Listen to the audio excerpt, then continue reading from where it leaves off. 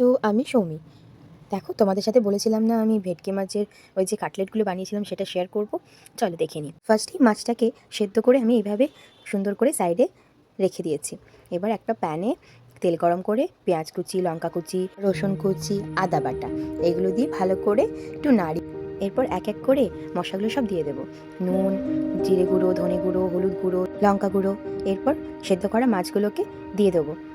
তারপর এপিট ওপিট ভালো করে নাড়ানো হয়ে যাওয়ার পর অল্প করে সেদ্ধ করে রাখা আলু এর মধ্যে দিয়ে দিতে হবে, যাতে ব্যাটারটা একটু শক্ত হয়। এইভাবে একটু স্ম্যাশ করে নেব।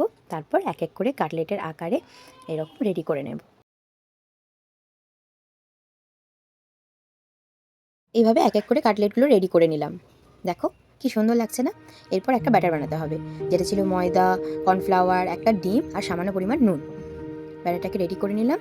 এরপর এই ব্যাটারটাতে এক এক করে ডুবিয়ে তারপর ব্রেড ক্রামে দিয়ে ব্যাস রেডি করে নিলাম আমাদের ফিশ কাটলেট।